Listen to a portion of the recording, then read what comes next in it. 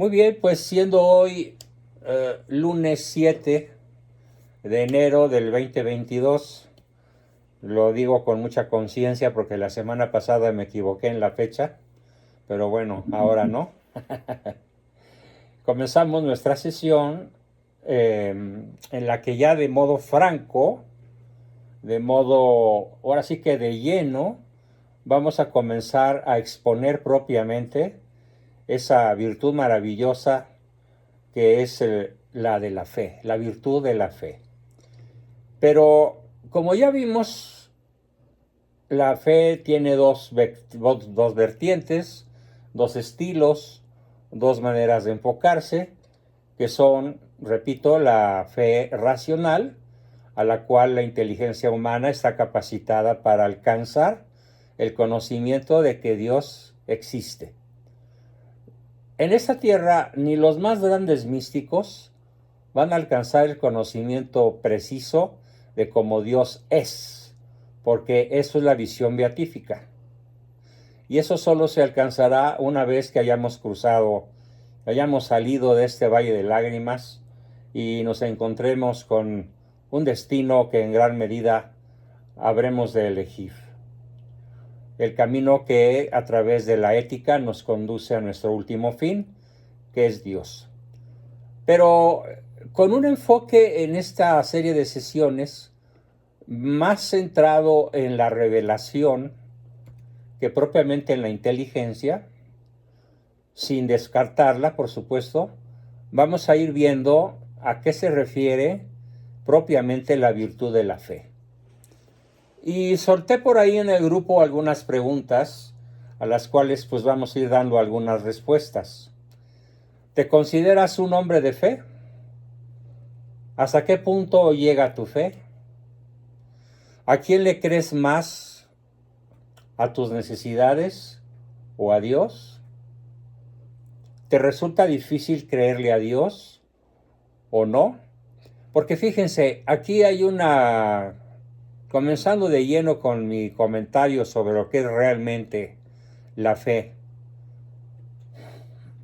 La fe, más que creer en Dios, es creerle a Dios.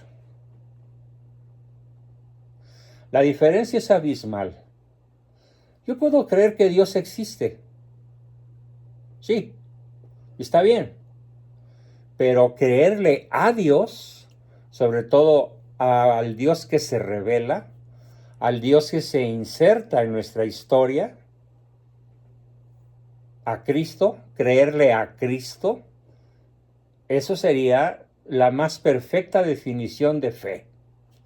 Que por cierto, les platico que esta definición de fe, bastante poco académica en cierto sentido, la fui a escuchar hace unos cuantos meses en un bautismo al que fui invitado.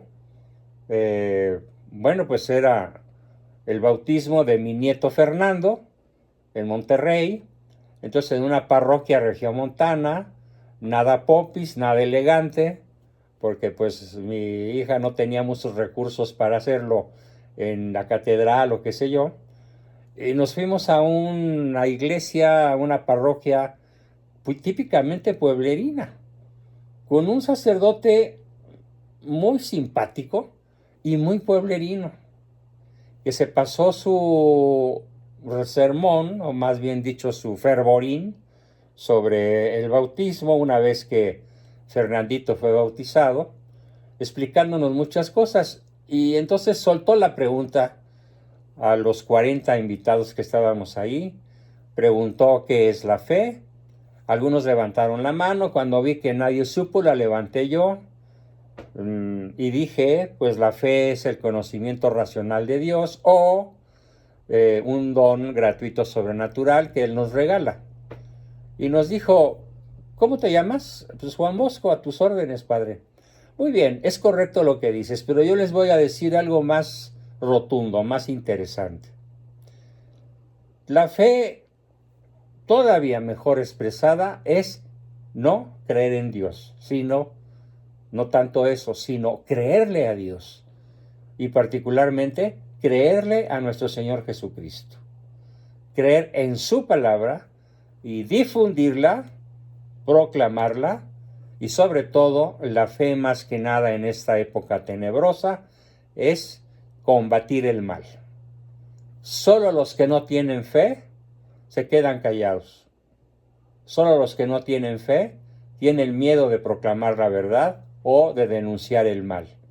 ¿Por qué? Porque su criterio es un criterio mundano.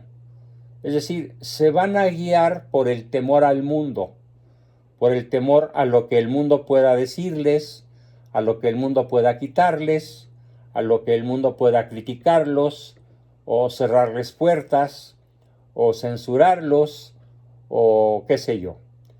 Así que, en resumen, la pregunta entonces al grupo sería, ¿te resulta fácil creerle a Cristo? ¿Te resulta fácil creerle a Cristo? ¿Sí ya me escuchaste, Jazz? Porque parece que no me habías escuchado. ¿La fe sirve solo para la salvación? Y una pregunta fundamental, ¿la fe afecta solo la eternidad o afecta también la vida diaria? Porque en el Evangelio la justicia de Dios se revela por la fe y por fe está escrito, mas el justo por la fe vivirá. Así que sí, en efecto, contesto de una vez esta gran pregunta. ¿La fe solo afecta la eternidad? ¿O afecta también y principalmente la vida diaria? Entonces, de acuerdo con este sabio sacerdote humilde de alguna parroquia pueblerina, contesto, la fe afecta nuestra forma de vivir. Nuestra fe afecta nuestra forma de decidir.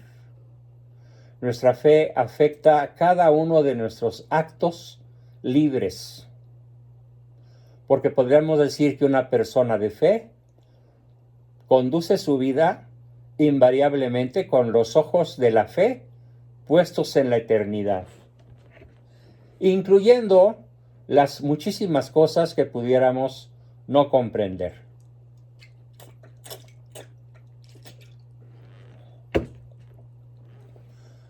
Por ejemplo, una de las cosas que a mí más trabajo me cuesta comprender es como un monstruo de la naturaleza, un adefesio de la humanidad, un hombre perverso y maligno, llamado Luis Echeverría Álvarez, a los 100 años, goza de cabal salud.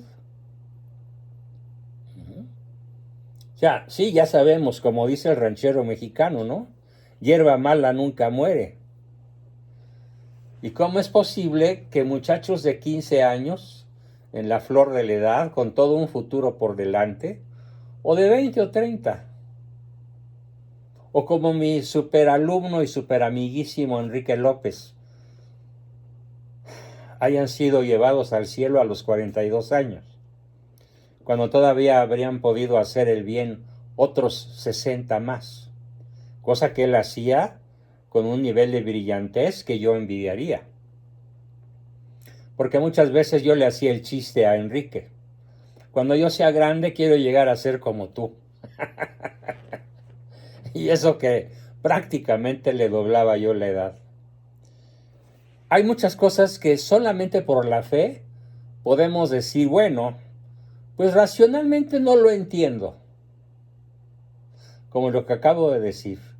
Pero si yo le creo a Dios, lo entiendo.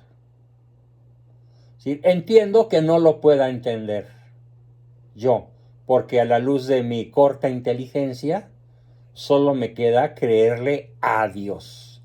Y Dios se manifiesta principalmente en sus obras, en lo que permite y en lo que provoca.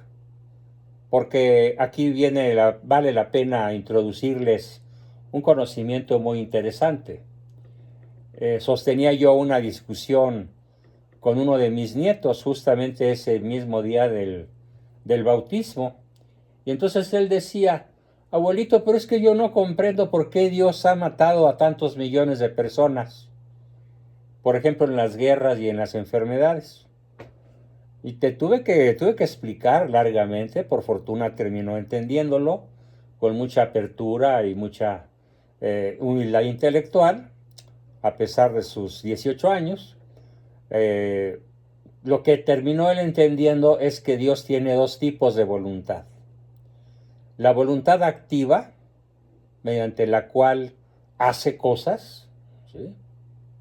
Y la voluntad permisiva, mediante la cual no hace cosas directamente, sino que permite que las hagamos los humanos. O las leyes que él ya creó en la naturaleza, en donde si te atreves a violarlas, pues las consecuencias serán inexorables.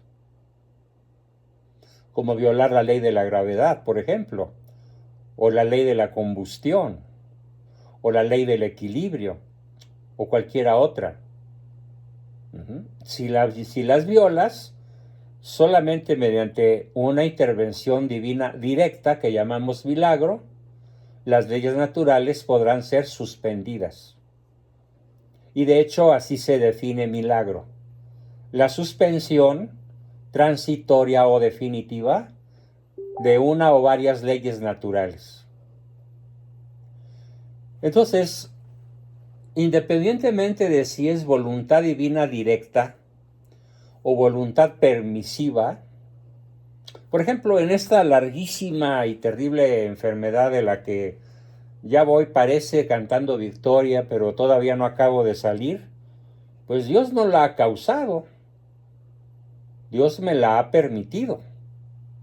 ¿Por qué la ha permitido? Lo desconozco a ciencia cierta. Puedo inferir que es una prueba, ¿sí? Es una prueba a mi propia fe, es una prueba a mi paciencia, es una prueba a someter mi voluntad a la suya, porque yo no me lo busqué, por supuesto, ni hice nada, ni dejé de hacer nada en mi vida como para adquirir una enfermedad llamada herpes zóster y después su secuela, neuritis postherpética, y además porque pues yo ignoraba la existencia en el mundo humano de ese par de azotes. Entonces, en la vida cotidiana conviene que pensemos en esto. ¿Le creemos a Dios? ¿Vemos a Dios en cada una de las cosas que suceden? Hay un dicho formidable que pinta al hombre de fe. Si me preguntaran, ¿cómo describirías tú como psicólogo católico, desde luego, porque los ateos pues no creen en esto? Más bien que no creer, no lo conocen.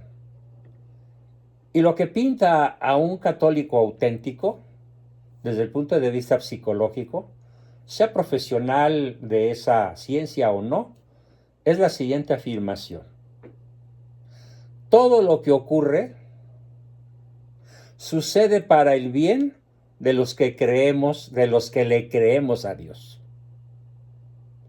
Todo lo que nos ocurre, bueno o malo, subjetivamente juzgado, nos ocurre o nos deja de ocurrir para el mayor bien de las personas que le creemos a Dios. Por eso, por la fe, el justo vivirá. Estaba leyendo un reportaje aterrador, y me refiero a esto.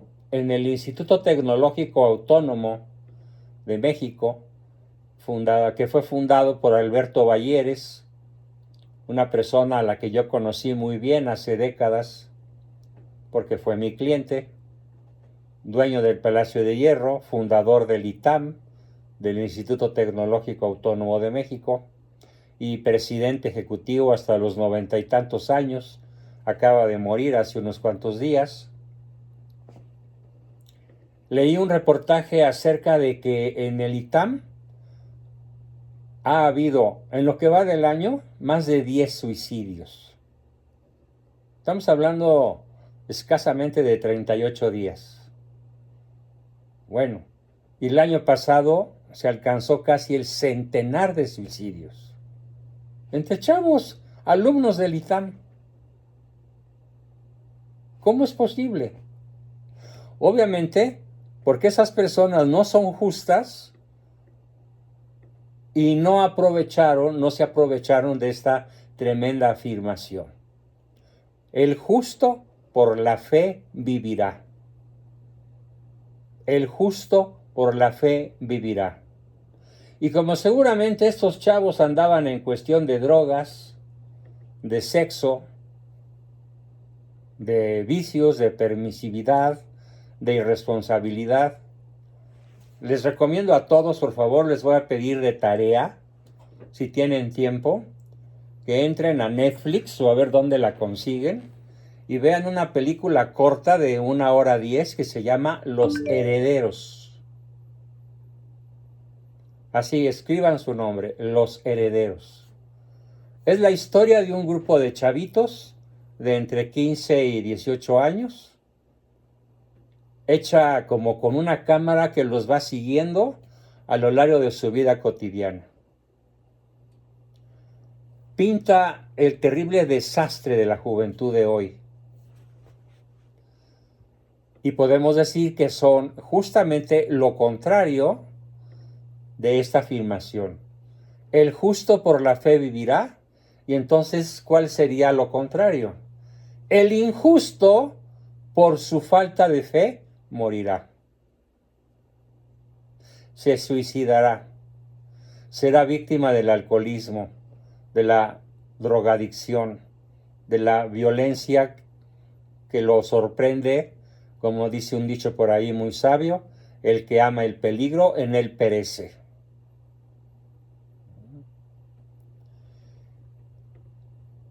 Muchísimos, aquí hago otra pregunta en la introducción que les mandé a todos. ¿Sabías que los problemas conyugales tienen su raíz en la falta de fe en Dios y en su palabra? ¿Sí?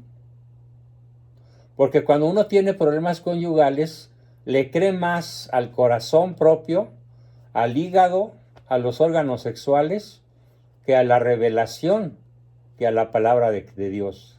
¿Sí? Porque el marido que no considera de manera práctica que él pertenece a su esposa y su esposa a él, entonces no trata a su esposa o no trata a su marido como una verdadera propiedad que pasa a formar parte de la propia personalidad. Y podría yo afirmar con aparente temeridad, pero con absoluta certeza, que tratar mal al cónyuge es tratarse mal a uno mismo. Porque él soy yo, él soy yo soy él. ¿Sí? De allí la falta de fe nos ha llevado en el ámbito conyugal a que, como lo dice el INEGI, el Instituto Nacional de Geografía y Estadística, la mayor parte de los matrimonios que se contraen en ese país, estamos hablando de un 75%, tienen broncas severas de disolución, de pleitos, de violencia, de divorcio, al 5.º año promedio. El 75%. ¿Cuál es el factor común? Pues que no le creen a la palabra de Dios. Si le creyeran a la epístola de San Pablo, que obviamente la epístola de San Pablo es palabra de Dios, esa epístola que nos leen en la iglesia en el sacramento del matrimonio, ¿sí? El amor es servicial, paciente y sin envidia, no lleva cuentas del mal, no lleva cuentas del bien, no es presumido, no es engreído, todo lo perdona, todo lo puede, no pasa jamás. Las palabras esenciales. Si tú creyeras eso, entonces por tu fe vivirías, por tu fe vivirías un matrimonio lleno de dicha, un matrimonio lleno de paz. ¿Por qué? Porque estás dispuesto a perdonar, estás dispuesto a escuchar, estás dispuesto a acariciar, estás dispuesto a reconocer. Y no porque un psicólogo cualquiera, incluyéndome, te lo haya dicho, sino porque es palabra de Dios. Y si tu fe si no vives por la fe, y si no le crees a Dios, entonces aplicar la epístola de San Pablo a tus relaciones conyugales, pues se vuelve absolutamente imposible.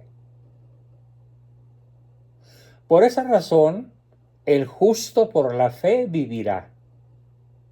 Y no me refiero a la vida biológica, me refiero al verbo vivir, ¿sí?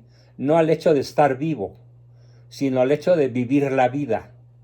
El justo por la fe vivirá la vida, ¿sí? Y si no tienes fe, aunque estés vivo, te sientes morir. Te deprimes, te quieres dar un tiro, quieres abandonar el planeta, pero tienes miedo y no lo haces. Y entonces, pues, ¿qué clase de vida es esa?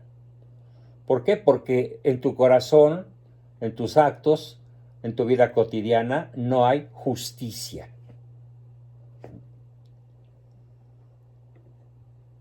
¿Por qué en este país y en general en todos? ¿Por qué un padre o una madre no educa a su hijo a su manera? ¿Por qué los educan a su manera y no a la manera de Dios? A ver, ¿cuál sería, definiendo la fe de manera práctica, cuál sería la forma esencial en la cual un papá que le cree a Dios educa a sus hijos? ¿Cuál sería el primer elemento? Le hago la pregunta al grupo y tienen 10 segundos para contestarla. Y estoy haciendo la pregunta antes de nuestra sesión de preguntas. ¿Cómo sabemos que un papá o una mamá educa a sus hijos en la fe? Buscando con humildad servir a Dios, ¿no? Buscando con humildad conocer y dar a conocer a Dios. No. A ver, Jazz. En los hechos, doctor. ¿Perdón? En los hechos, doctor. No. Okay. Es una expresión que utilizaban nuestros abuelos. Ay, repita la pregunta, por favor. Repito la pregunta. ¿Cómo sabemos si un papá o una mamá han educado o están educando a sus hijos en la fe? Porque acuérdense, mas el justo por la fe vivirá. ¿En qué consiste a escala práctica esto que acabo de afirmar? Porque viven con modales, doctor. A ver, Diana González. Porque lo demuestran viviendo su vida con una confianza, o sea, sin preocupaciones, sin estrés, sin me explico. No. Todo eso que han dicho es correcto, pero hay algo que sería la prueba del añejo, ¿sí? A ver, Isabel.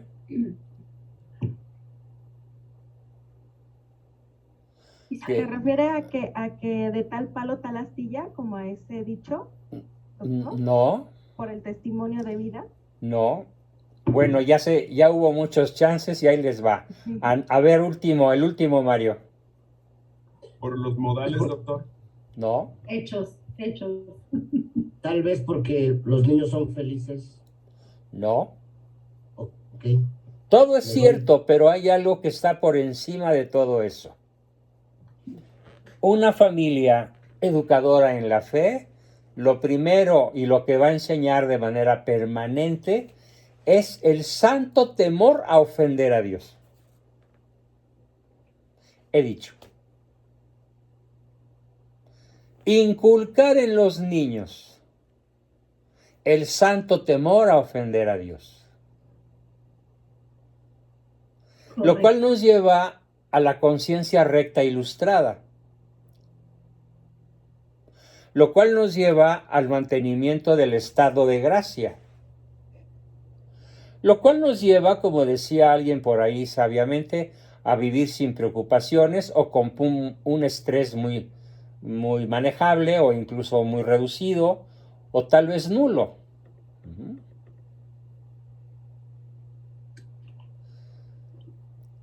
Pero ¿cuál es el punto de partida?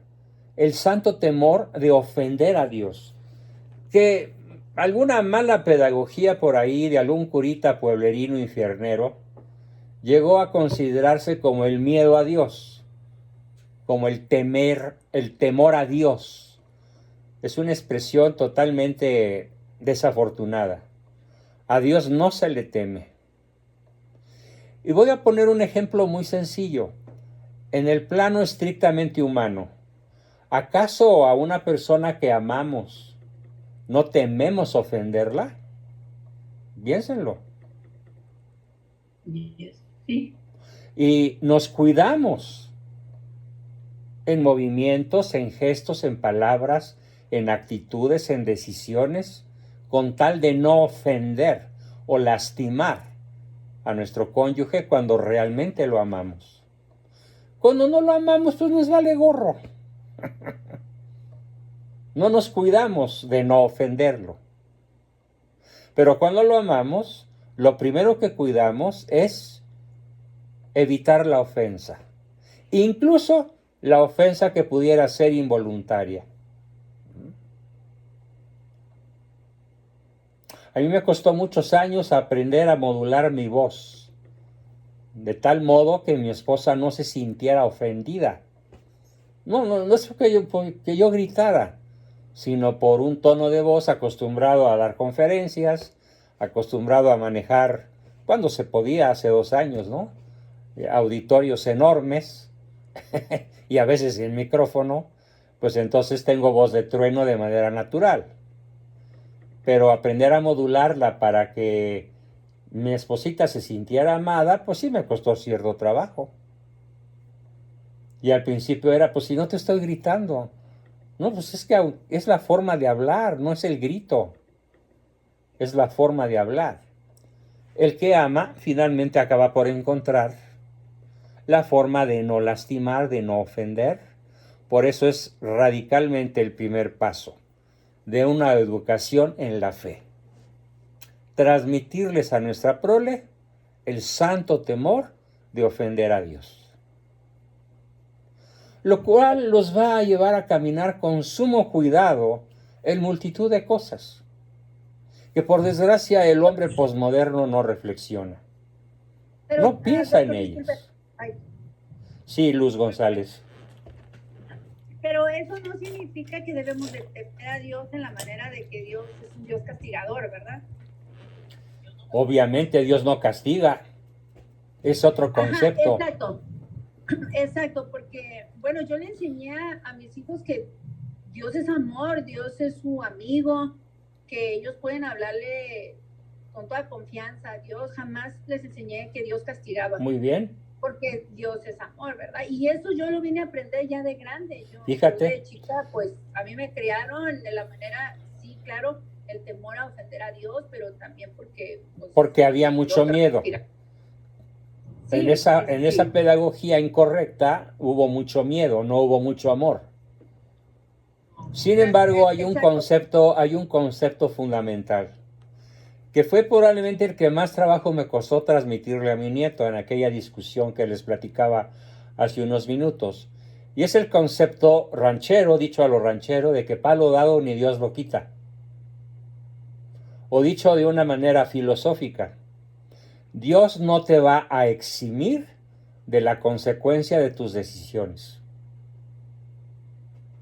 Dios no te va a eximir de la consecuencia de tu ignorancia. Sobre todo si es ignorancia culpable. Porque el desconocimiento de una ley no te exime de su obligatoriedad.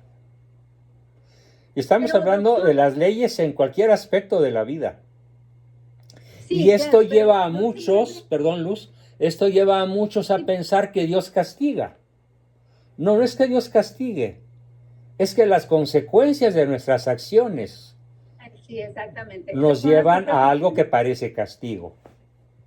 Pero recuerde que no se mueve, o sea, todo es permitido, o sea, no que todo es permitido por ellos, pero no se mueve ni una hoja de un árbol sin el permiso. Espérame tantito, ahí hay una falla teológica muy grave. Y es la voluntad humana. A ver.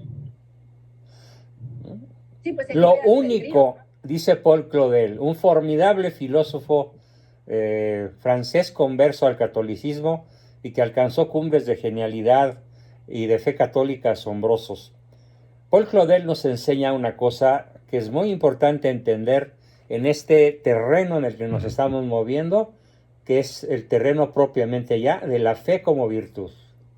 Lo único que hace inútil la omnipotencia divina es la libertad humana. ¿Esto qué significa? Que sí hay algo que existe aparte de la voluntad de Dios. Y es por voluntad de Dios que tenemos voluntad propia.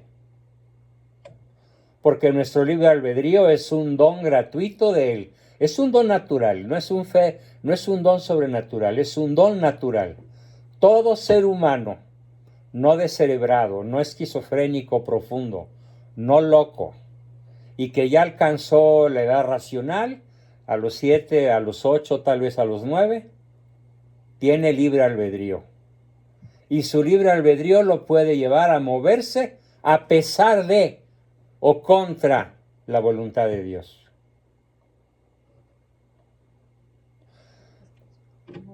Entonces, pero claro, es válido entender que todo lo que ocurre ya sea porque Dios lo causa de modo directo o ya sea porque Dios lo permite. En ese sentido no se mueve la hoja del árbol sin la voluntad de Dios, porque finalmente, ¿quién está detrás de ti como persona libre? Pues el que te hizo libre. Si Él no te hubiera hecho libre, tú no lo serías. Así como no son libres los animales. Los animales no son libres, no tienen libre albedrío, no disciernen, no toman decisiones, no piensan en las consecuencias de sus actos. Nosotros sí, aunque somos la especie animal humana, ¿no? Pero ¿qué es lo estrictamente humano? La inteligencia y la libertad o libre albedrío. Con esas acotaciones, entonces el hombre de fe, la mujer de fe, siempre vamos a ver las personas de fe, cómo en cada cosa que sucede o no sucede, Dios está, directa o indirectamente. Amén. Ya sea porque lo haya permitido, ya sea porque lo haya causado. Un ejemplo muy dramático en estos momentos ocurre en el planeta Tierra. Y me refiero a la muy probable y ya casi inminente guerra entre varias potencias. De un lado ya tenemos a Rusia, a la cual se le acaba de aliar China. Terrorífico. Estamos hablando de las dos potencias nucleares máximas, o sea, China más Rusia nuclearmente juntas son superiores al resto de la humanidad, incluyendo Estados Unidos. Y por otro lado, la Unión Europea, bastante desarmada si la comparamos con la sola Rusia y los Estados Unidos. ¿Dios va a querer un conflicto armado? No, Dios no lo quiere. Evidentemente Dios no lo quiere. Pero si un jerarca de los que tienen a su alcance, tal vez no hayan oído hablar de ese concepto, el concepto de lo que es el botón nuclear o el portafolio nuclear. El portafolio nuclear es literalmente un portafolio, un maletín, que solamente tiene Vladimir Putin, que solamente tiene Joe Biden, que solamente lo tienen 9 presidentes o primeros ministros en la Tierra. Solo hay 9 potencias nucleares. El resto de los países, casi 200, no tienen ese terrible y diabólico privilegio. Basta con que uno solo de ellos decida oprimir el botón nuclear para que se desate un conflicto de proporciones que pueden ser apocalípticas. ¿Dios lo causó? No. El ser humano lo decidió. Es más, un solo ser humano contra la voluntad de los otros 8,000 millones de personas. Porque incluso personajes tan poderosos como el presidente francés, Macron, voló directamente a Moscú el día de hoy, o ayer y hoy, a tratar de convencer a Vladimir Putin de que no invada Ucrania. Porque si Vladimir Putin invade Ucrania, seguro habrá conflicto, porque los Estados Unidos van a replicar, como ya lo dijo Joe Biden, de manera muy severa y contundente y armada. Que entonces, porque estalle un conflicto nuclear o un conflicto de proporciones apocalípticas, ¿vamos a perder la fe? Si Dios permite eso, ocurrirá para el beneficio de las personas que amamos a Dios. ¿Cómo? No lo sabemos con precisión.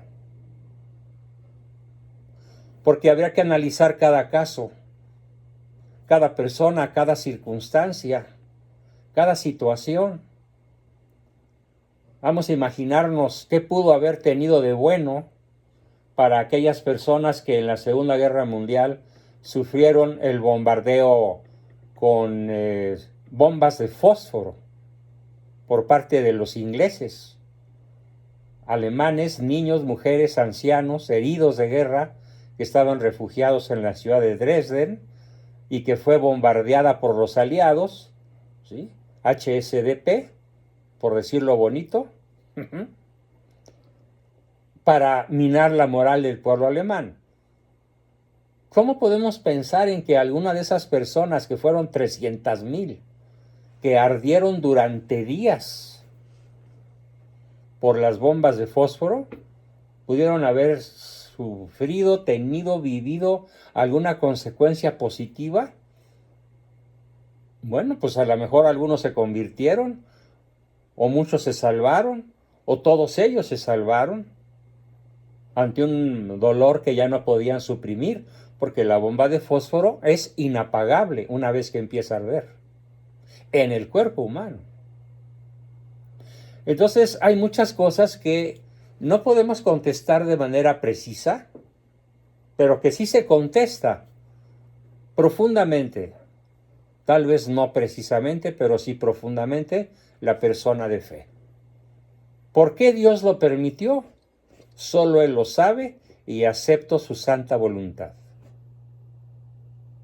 Aun cuando ciertas cosas permanezcan en el misterio, en lo incomprensible, en lo inextricable, en lo tremendamente difícil de comprender.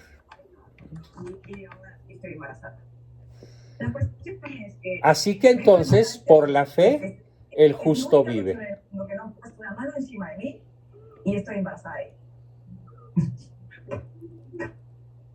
Por la fe, el justo vive. Bien, continuamos. La siguiente pregunta es: ¿cómo puedo fortalecer mi fe? ¿Qué puedo hacer para fortalecer mi fe? Bueno, pues ya lo he dicho muchas veces, pero aquí cobra particular importancia el repetirlo. Nada más, ahora sí voy a plantear la pregunta con sus 5 respuestas en orden de importancia. Las 5 respuestas para ¿cómo puedo fortalecer mi fe? La primera respuesta, en primer lugar, lo tiene la formación, el estudio, el conocimiento. Porque la fe sin conocimiento fácilmente se vuelve fanatismo. Y el fanatismo no te acerca a Dios. El fanatismo te aleja de Dios y sobre todo te aleja de tus prójimos.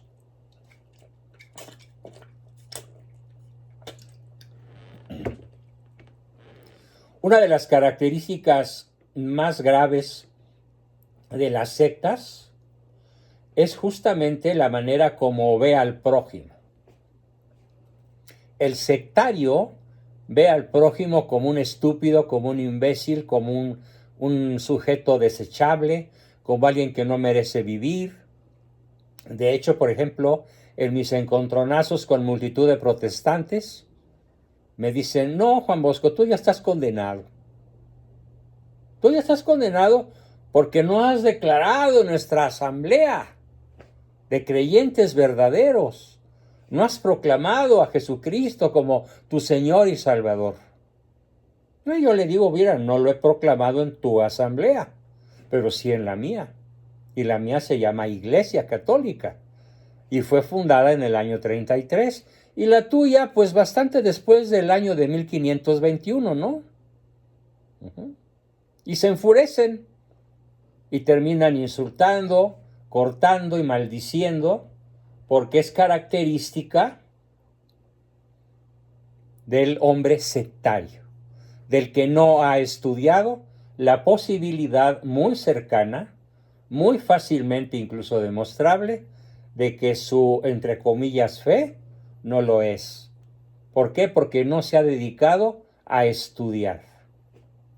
A un protestante, y sobre todo a los protestantes que parecen sinceros, siempre les pregunto, dime cuántas encíclicas papales has leído. Y muchísimos de ellos, más de la mitad, me dicen, ¿qué es encíclica? ¿What? ¿De qué me hablas? ¿Qué es encíclica? Pues mira, encíclica en el idioma de los papas significa carta pastoral, o carta declaratoria de principios, o es una carta declaratoria de algún dogma.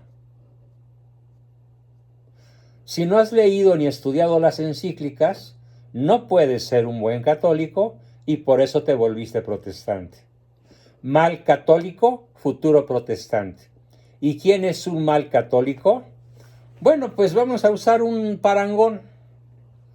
Díganme, mientras estuvieron enamorados de alguna novia o novio, allá en los albores de su juventud, ¿cuántas cartas de su parejita dejaron de leer? Yo les puedo asegurar, ninguna. ¿Las leyeron todas? Bueno, yo todavía tengo por ahí en algún rincón las cartas de mi primera novia formal.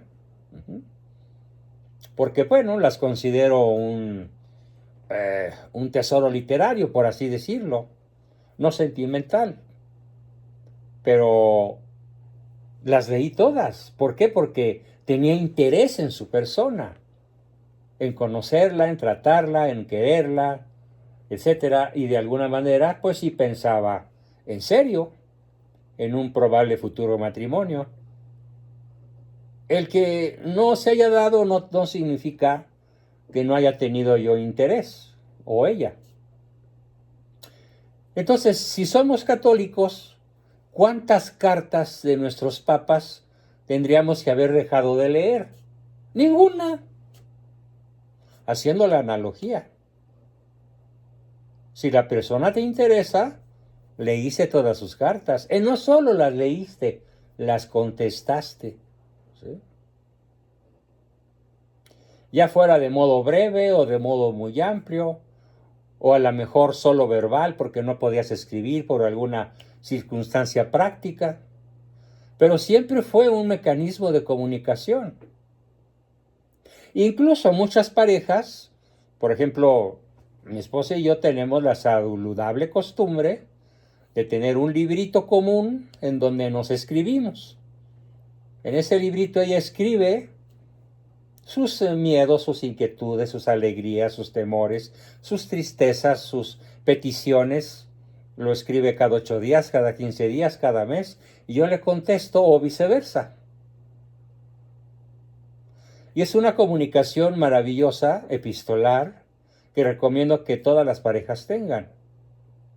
Porque muchas veces las cosas serias o graves se pueden decir de mejor manera en lenguaje escrito que con palabras. Pero volvemos. Entonces, el primer elemento mediante el cual podemos fortalecer nuestra fe es muy concreto.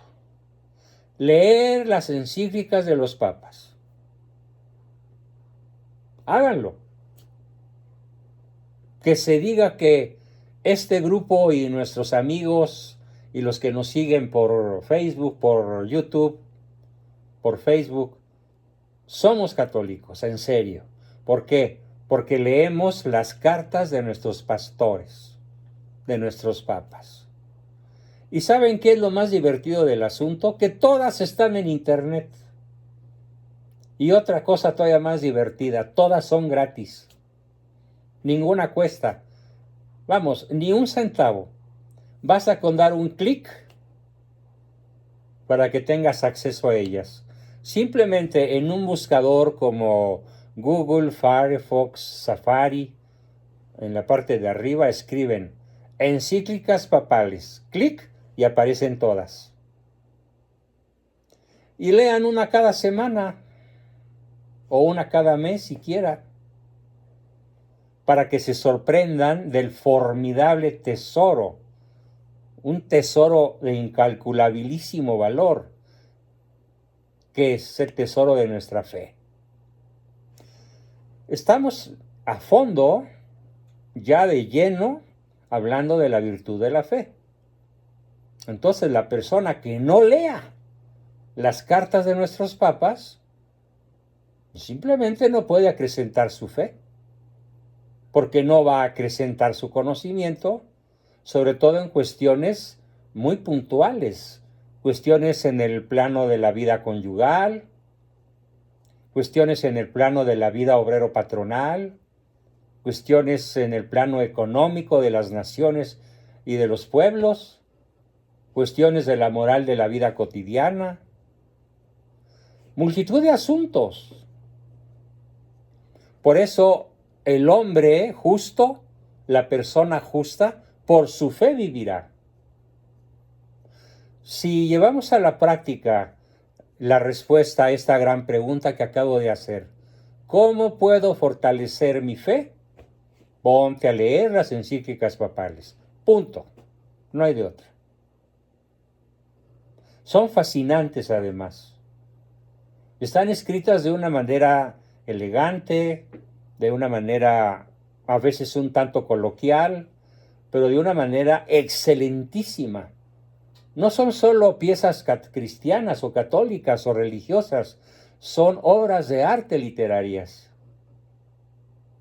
Sobre todo, si me aprietan un poco, las de Pío XII, las de San Juan Pablo II y las de mi favorito, el Papa Ratzinger, Benedicto XVI, que son obras cumbre a la inteligencia humana y desde luego a nuestra fe y a la revelación. Segundo, ¿cómo puedo fortalecer mi fe? Bueno, pues como lo decía muy inteligentemente Yasmín en la sesión anterior a la sesión propiamente dicha, con nuestras obras.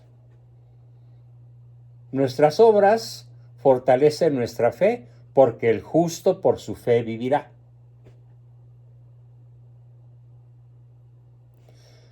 ¿Cuáles son las obras de fe? Pues aquellas decisiones que hacemos buscando el bien honesto, aun cuando aparentemente sea una desventaja mundana. Un ejemplo muy típico, perdonar una deuda. A lo mejor desde un punto de vista de estricta justicia mercantil o de estricta justicia humana, es injusto para mí, pero ¿cómo es vista por los ojos de Dios? Tal vez perdonar una deuda es un acto de fe, porque sabemos que Dios multiplicará todas nuestras acciones. Es un acto de fe. Todavía no estamos viendo cómo nos multiplicó el billete que perdonamos. Y tal vez nunca lo lleguemos a ver de esa forma. Pero sabemos, por ser justos y vivir nuestras acciones por la fe, que Él no se queda con nada y que Dios tiene una característica, aparte de otras muchas, omnipotente, omnisabio, todopoderoso, bondadosísimo, etcétera, etcétera, etcétera. Pero hay algo que aquí debo decir en relación al tema que en estos momentos estamos manejando. Dios es el gran retribuidor. Dios retribuye al 100 por 1. Y esto solo lo podemos comprobar con nuestras obras cotidianas basadas en la fe. Replicar de buena manera un insulto, replicar con palabras afables y con gestos amables a un individuo agrio y ofensivo, solo por la fe.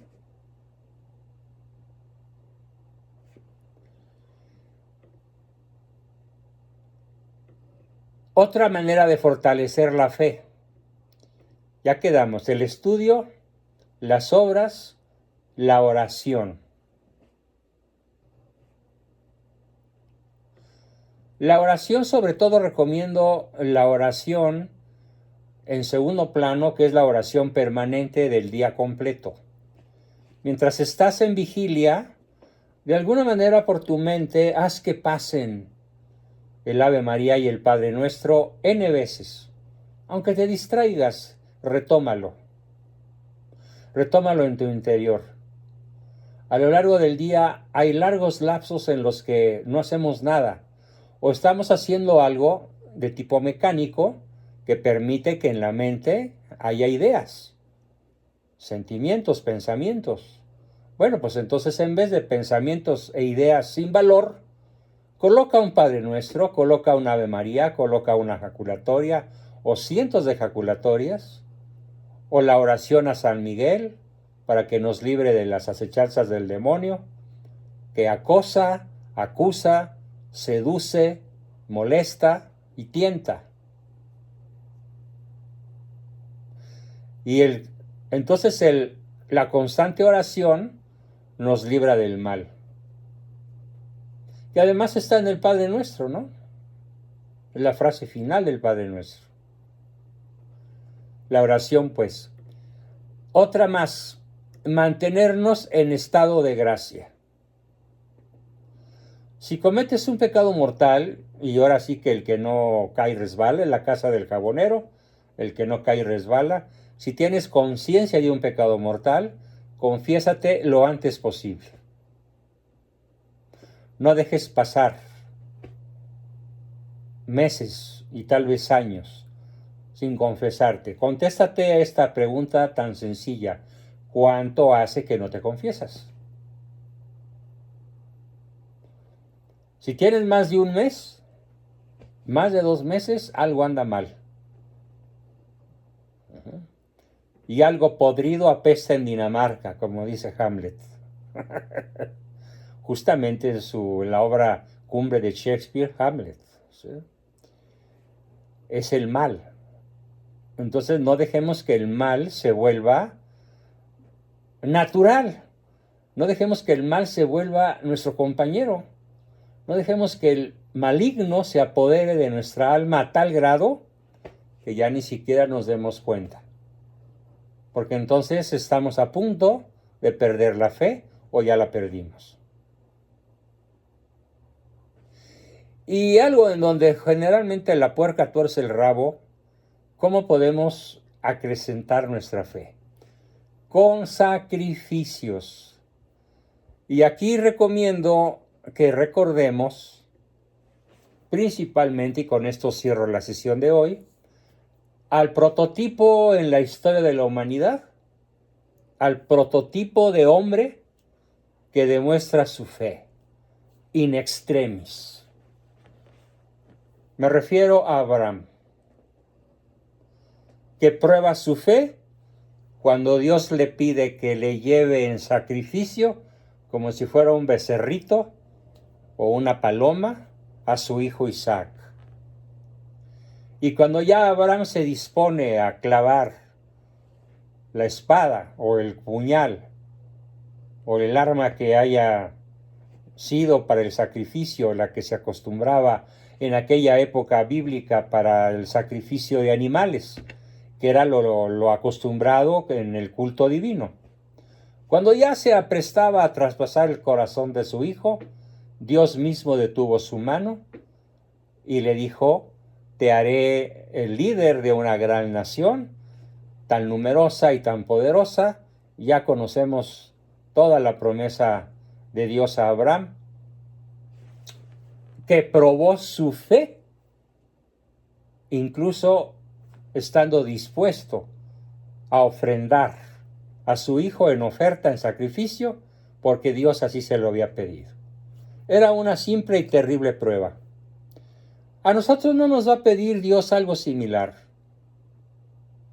pero sí nos pide multitud de cosas cotidianamente, de tal forma que vamos a acrecentar y vamos a probar nuestra fe mediante el sacrificio de aquello que nos pida la vida cotidiana, e incluso de vez en cuando con algún sacrificio extra que nos salga del corazón, o tal vez no del corazón, pero sí de la inteligencia, porque entendemos que es agradable a los ojos de Dios y Él se encargará de fortalecer nuestra fe. Aquí termino mi exposición y comenzamos entonces nuestra sesión de preguntas, respuestas, comentarios y todo lo que nos quieran aportar. Adelante, por favor. Tenemos a Mario Limón con la mano levantada. Adelante, Mario.